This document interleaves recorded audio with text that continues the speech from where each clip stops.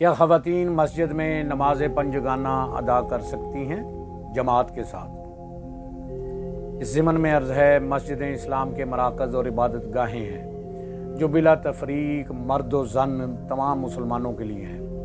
हज़रत अब्दुल्ला बिन उमर रज़ी अल्लाह ताला अन्हु बयान करते हैं कि नबी करीम रऊफ़ुर रहीम सल्लल्लाहु अलैहि वसल्लम ने इरशाद फरमाया, जब तुम में से किसी शख्स की औरत यानी कि बीवी मस्जिद में जाने की इजाज़त मांगे तो उसे मना ना करो। और हज़रत अब्दुल्ला बिन उमर रज़ी अल्लाह ताला अन्हु से एक और रवायत है कि रसूल नबी करीम सल्लल्लाहु अलैहि वसल्लम ने फरमाया, अपनी औरतों को मस्जिदों से मत रोको और उनके घर उनके लिए नमाज बाजमात के अलावा बेहतर है। हज़रत अब्दुल्ला इब्न मसूद रज़ी अल्लाह ताला अन्हु से रवायत है कि रसूल सल्लल्लाहु अलैहि वसल्लम ने फरमाया, औरत की नमाज उसके घर में अफजल है बनिस्बत हुजरा के, और उसकी नमाज उसके स्टोर में बेहतर है इसके घर से। हज़रत ज़ैनब रज़ी अल्लाह ताला अन्हुमा बयान करती हैं कि हमसे नबी अकरम सल्लल्लाहु अलैहि वसल्लम ने फरमाया, जब तुम में से कोई औरत मस्जिद में जाए तो खुशबू न लगाए। हज़रत अबू हुरैरा रज़ी अल्लाह ताला अन्हु से रवायत है, रसूल सल्लल्लाहु अलैहि वसल्लम ने फरमाया, जो औरत खुशबू लगाए वो हमारे साथ इशा की नमाज में शरीक ना हो।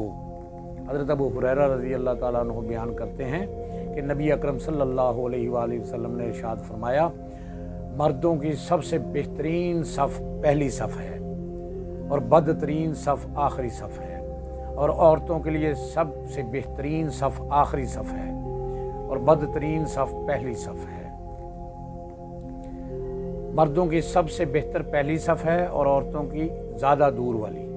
मर्दों की सबसे बुरी आखिरी सफ़ है और औरतों से जो कि औरतों से करीब तर है। औरतों की सबसे अच्छी आखिरी सफ़ है जो मर्दों से ज़्यादा दूर है। इसके अलावा इरशाद है कि औरत की नमाज मस्जिद से घर में ज़्यादा अफजल, सेहन से बरामदे में ज़्यादा अफजल, बरामदे से कमरे में ज़्यादा अफजल, कमरे में एक कोने में ज़्यादा अफजल, क्योंकि औरत का नाम लफ्ज़ी मानी पर्दा के हैं। औरत जितने पर्दे में सिमट के नमाज पढ़ेगी अल्लाह पाक उतना ही उस पर करम फजल फरमाएंगे और उसको नमाज पढ़ने की लज्जत और फ़यूज़ व बरक़ात हासिल होंगे। एक और हदीस मुबारका जो हज़रत अबू कतादा रज़ी अल्लाह ताला अन्हु से रवायत है कि नबी करीम सल्लल्लाहु अलैहि वसल्लम ने फरमाया, मैं नमाज में लंबी किरात करना चाहता हूँ, फिर बच्चे के रोने की आवाज़ सुनकर मुख्तसर कर देता हूँ कि मैं जानता हूँ कि इसकी आवाज़ सुनकर माँ कितनी परेशान हो जाती है। और हज़रत शरीक बिन अब्दुल्ला से रवायत है कि मैंने हज़रत अनस बिन मालिक रज़ी अल्लाह ताला अन्हु को फरमाते हुए सुना, मैंने हरगिज़ किसी इमाम के पीछे नबी करीम सल्लल्लाहु अलैहि वसल्लम से मुख्तसर और मुकम्मल नमाज नहीं पढ़ी। अगर आप किसी के बच्चे के रोने की आवाज़ सुनते तो नमाज को मुख्तसर कर देते, इस डर से कि कहीं इसकी वालदा आजमाइश में न पड़ जाए। बच्चे के रोने की आवाज़ सुनकर नमाज हल्की फुल्की करके अदा फरमाते, इस डर से कि बच्चे की माँ किसी फितना में मुब्तला ना हो जाए। मुराद के नमाज के दौरान बच्चे की रोने की आवाज़ से उसका ध्यान नमाज से हटकर बच्चे की तरफ मबजूल हो जाएगा वगैरह वगैरह। देखा, औरतें नमाज बाजमात अदा कर रही हैं, बच्चों के रोने की आवाज़ें घरों से आ रही हैं, मगर सरकार आलम सल्लल्लाहु अलैहि वसल्लम जो करीम आका हैं, कभी माओं को नमाज बाजमात की अदायगी से आपने मना नहीं फरमाया, बल्कि ख़ुद उनकी मजबूरी व परेशानी का अजाला हल्की फुल्की नमाजों की रात के ज़रिए फरमाया है।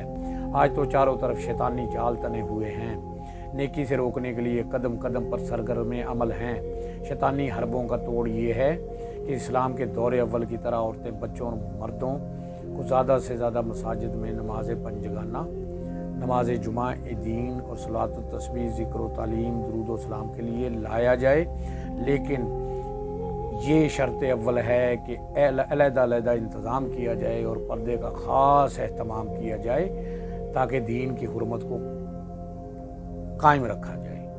नहीं तो औरत की नमाज मस्जिद से घर में ज़्यादा अफजल, सेहन से बरामदे में ज़्यादा अफजल, बरामदे से कमरे में ज़्यादा अफजल और कमरे में कोने में ज़्यादा अफजल। अल्लाह से दुआ है अल्लाह हमें दीन समझने की, समझाने की और इस पर अमल करने की तौफीक अता फरमाए। आमीन बिजाह नबी।